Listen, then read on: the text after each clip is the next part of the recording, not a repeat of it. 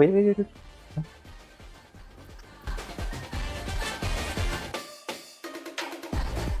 ഓ വരൂ വരൂ വരൂ, ഇരിക്കൂ. ഇതാരാ? ഞാൻ ചെറുക്കൻ്റെ ഫ്രണ്ടാ. ഓ, അങ്കിൾ എന്ത് ചെയ്യുന്നു? ഞാനിപ്പോ മോനോട് സംസാരിക്കുന്നു.